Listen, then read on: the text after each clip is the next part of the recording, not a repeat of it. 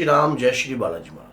कई भक्तों के मन में ये संदेह रहता है, हम कहीं पे ओजा सियाना या कहीं जाते हैं, वो बोलते हैं आपकी कुल देवी को बांध दिया है, कुल देवी बंधन में आ गई है, कुल देवी को बांध रखा है, तभी आपकी कुल देवी काम नहीं कर रही है, पितर भी आपके बंधे हुए हैं, पूजा भी आपकी बंधी हुई है। कितना सत्य है इन बातों में? क्या वाकई में ये शक्ति बंधन में आ सकती है? जो जगत जननी की शक्ति हो उसे भी कोई बांध सकता है? अगर बांध सकता है तो किस प्रकार से बांध सकता है? सारी जानकारी इस वीडियो में मिलने वाली है। अगर चैनल को सब्सक्राइब नहीं किया तो कर दीजिए। माँ के भक्त हो तो वीडियो को शेयर कीजिए 10 लोगों तक, ताकि कोई व्यक्ति उसका दिमाग जो है ये सोचने पर मजबूर ना हो कि मेरी शक्ति बन सकती है। आज की वीडियो से बहुत जानकारी मिलने वाली है आपको। तो क्या होता है कि जो आपके मन में इस प्रकार का संदेह रहता है, तो सबसे पहली बात, इस संदेह का त्याग कीजिए। कुल की शक्ति जैसे कि कुल देवी कभी बंधन में नहीं आती है, कभी बंधन में नहीं आती है। कुल देवी वचनबंद होती है। वचनबंद किस प्रकार का किया जाता है? एक तंत्र विद्या के तहत आपकी कुल देवी के बारे में अगर कोई व्यक्ति, आपके ओझा सियाना तांत्रिक कोई भी व्यक्ति आपके ऊपर अगर प्रतिक्रिया कार्य कर रहा है, तो वो आपकी कुल देवी को वचनों में ले लेगा। और वचनों के तहत, वचनों में कुल देवी किनकी आ जाती है? उन लोगों की जो लोग अपनी कुल देवी का सम्मान नहीं करते, अपनी कुल देवी के प्रति जो है भक्ति पूजा पाठ नहीं करते हैं। कुल की जो देवी होती है ना, वो सर्वश्रेष्ठ शक्ति होती है। उस शक्ति की अगर आप आराधना करने लग जाओ ना निरंतर, तो वो शक्ति आपका साथ देगी, आपकी पीढ़ियों में चलती है वो शक्ति। लेकिन हमें इस बात का कभी भी हमें ज्ञात नहीं किया जाता, हमें कोई बताया नहीं जाता। हमें तो एक ही चीज बताया जाती है कि बीटेक करना है और उसके बाद अच्छी सैलरी कमानी है। कमाओ, किसी ने कोई मना नहीं किया, सैलरी कमाओ, लेकिन हमारे संस्कार सबसे बड़ी चीज होती है। अगर हम अपनी कुल देवी देवता या अपने इष्ट देवता या अपने पितृ देवता या अपने माँ बाप की इज्जत और सत्कार कर कर चलते हैं, तो भविष्य में आने वाली हर प्रकार की कठिनाइयों का हम सामना कर लेते हैं। तो इसी प्रकार से क्या होता है कि अगर आप अपनी कुल श्रेष्ठ शक्ति को साथ लेकर चलते हैं, तो आपका कोई नुकसान नहीं है, बेनिफिट ही है आपकी पीढ़ी में। मान लीजिए आपकी पीढ़ी के अंदर जो है कोई नाम लेता था आपकी शक्ति का, उस शक्ति की आज आपने पूजा ही बंद कर दी। पहला तो कुल देवी का जो बंधन है यहीं से लग गया। आपने जब नाम ही लेना बंद कर दिया तो कुल देवी का बंधन ही लग गया आपके ऊपर, फिर तो वचन बंद होना ही होना है। उन लोगों की कुल देवी तो वैसे ही वचन बंद हो गई है। और फिर उसके बाद आप कोई भी शुभ कार्य, कोई भी मंगल कार्य, कुछ भी अपने घर में अगर करते हो, तब भी आप अपनी कुल देवी का नाम नहीं लेते, तब भी आप कुछ नहीं करते। कोई बच्चे हो रहे हैं, कोई प्रोग्राम कर रहे हो, तब भी आप अपनी कुल देवी का कोई नाम नहीं लेते, अपने घर की शक्ति का कोई सम्मान नहीं कर रहे। ऐसे लोगों की शक्ति सदैव बंधन में रहती है। ना तो पितृ शक्ति जागृत होती, ना कुल की शक्ति जागृत होती, ना कुल के देवता और देवी शक्ति जागृत होती। क्यों? वो पहले ही आप इस कार्य को मान के ही नहीं चल रहा, अपने घर में ही पहले ही ये कार्य करके चल रहा है कि जो मानो हमारे घर में जो मंगल कार्य है वो पहले ही बंद करके उसने, और अपने घर के अंदर उन चीजों को मानने का प्रयास ही नहीं कर रहा। आप अपनी कुल देवी पर अगर जो व्यक्ति कंटिन्यू दीप का दान देता है, चाहे महीने में 1 बार देते हो, महीने में 2 बार देते हो, ये आपके ऊपर बात है। क्योंकि कुल देवी का जो दिन होता है, जैसे अष्टमी, नवमी, उसके बाद चौदस, चांदन चौदस, अंधेर चौदस, इसी प्रकार से देवता का भी होता है पूर्णिमा, नवमी। तो इस प्रकार से जब हम अपनी कुल और देवी देवताओं की मानता कर कर चलते हैं, तो वो सदैव आपकी रक्षा करते हैं। चाहे कोई व्यक्ति कैसा भी हो, वो शक्ति सदैव आपकी रक्षा करती है, क्योंकि और आपके अंग संग चलती है। लेकिन हम उसका जो है बंधन लगा देते हैं एक किस्म का, हम उसे पूजना ही बंद कर देते हैं। अगली पीढ़ी को हम बताते ही नहीं है कि आपकी कोई कुल देवी भी है और कुल देवता की ये मानता बहुत जरूरी है।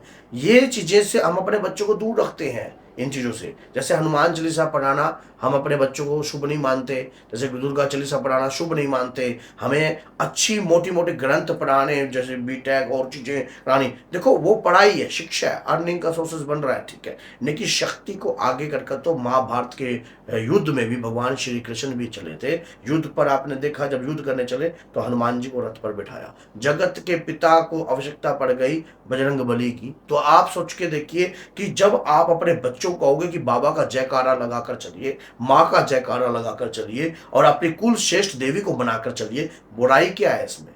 बुराई क्या है? अगर आप अपने बच्चों को यही शिक्षा देकर चलते हो, ऐसे लोगों की कुल देवी वचनबद्ध नहीं होती कभी भी। और देवता कभी भी, देवी शक्ति कभी ये बंधन में नहीं आती हैं कभी भी।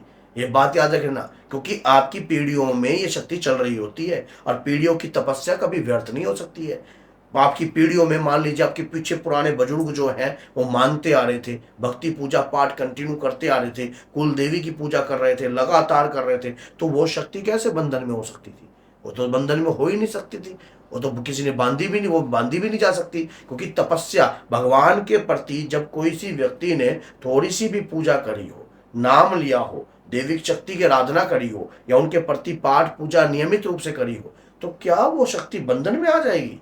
कैसे आ जाएगी? वो जो पूजा पाठ करी हुई व्यर्थ गई? नहीं, हम स्वयं उसे व्यर्थ करने का प्रयास करते हैं, वो कभी व्यर्थ नहीं आती है। हमें अब बागेश्वर धाम से ही देख उठा लीजिए, बागेश्वर धाम का आपने देखा होगा, सन्यासी बाबा का वो नाम लेते हैं, तो सन्यासी बाबा हनुमान जी की पूजा करते थे, समझ गए? तो उसी दौरान से क्या है, पीढ़ी की शक्ति चल रही है। सन्यासी बाबा कौन? पीढ़ी में ही है उनके, समझ गए? उनके दादा गुरु हैं। तो उसी प्रकार से शक्ति हमारे परिवार में होती है, हम उसे बंधनग्रस्त कर देते हैं। हमारे परिवार की और कुल की शक्ति और पितृ शक्ति हमारे शरीर पर जल्दी शीघ्रता से आती है, लेकिन हम उसे क्या करते हैं, हम उसे पूजते नहीं है, मानते नहीं है, जिससे हमारे दोष उत्पन्न होते हैं, और फिर वो हमारा सहयोग नहीं करते।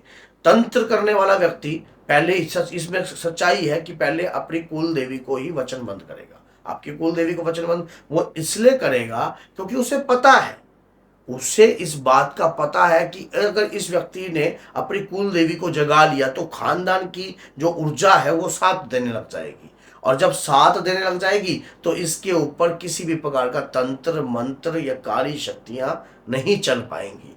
इसीलिए आपको अपनी शक्ति को मनाकर चलो, ताकि भविष्य में क्या पता कब बुरा समय आ जाए, कोई व्यक्ति क्या पता कब आपके ऊपर गलत तरीके से सोच रहा हो। और भक्ति में तो अपार शक्ति छुपी होती है, एक रहस्यमय शक्ति होती है भक्ति के अंदर, जो हमें दिखाई नहीं देती, लेकिन वक्त आने पर अचानक ही वो हमारे सहयोग करने किसी रूप को धारण कर कर हमारे सामने प्रस्तुत हो जाती है और हमारी रक्षा करती है। अगर आप कभी भी अपनी कुल देवी को भूल रहे हो तो आज ही अपनी कुल देवी पर जाकर दीप का दान दीजिए, पंच दीपकों का दान दीजिए, और वहां पर जाकर भोग अर्पण कीजिए, और एक नारियल की भेंट दीजिए घर के किसी मुखिया के साथ जाकर, और उसके बाद माँ से कहिए कि जागो माँ जागो, मेरे परिवार पर कृपा प्रदान करो, मेरे घर में अगर किसी भी प्रकार का कोई भी संकट है, या कोई भी हमारे द्वारा कोई त्रुटि हुई है या कोई गलती हुई है, हम कान पकड़कर नाक रगड़कर क्षमा मांगते हैं। हे जगदम्बिके जागिए और प्रसन्न होइए। वैसे भी मैंने चैनल पर कुल देवी को प्रसन्न करने के लिए बहुत सारी वीडियो बना रखी हैं, आप देख सकते हो चैनल पर, आपको एक एक वीडियो के अंदर पूर्ण जानकारी प्राप्त होगी, और अच्छा भी लगेगा कि हाँ आप कुल देवी को प्रसन्न करने का प्रयास कर रहे हो, तो वही इतना भी बहुत है। कहते हैं कि भगवान तो सिर्फ भाव के भूखे होते हैं। भक्त एक बार अगर भाव से भगवान को प्रसन्न करने का प्रयास करे या उन्हें बुलाने का प्रयास करे तो वो दौड़े दौड़े चले आते हैं। अगर आप सच्चे मन से माँ को याद करोगे या बुलाने का प्रयास करोगे तो आपकी माँ आपसे मिलने जरूर आएगी। आपके देवता, आपकी शक्ति कभी वचनों में नहीं बंधेगी। क्यों नहीं बंधेगी? क्योंकि आप नियमित रूप से पूजा कर रहे हो। तो अगर ये वीडियो अच्छी लगी है तो शेयर कर दीजिए, क्या पता किसी भाई का भला हो जाए। आप नहीं कर रहे तो क्या पता दूसरा भाई कर रहा हो। तो बोलिए जय सीताराम, जय माता दी।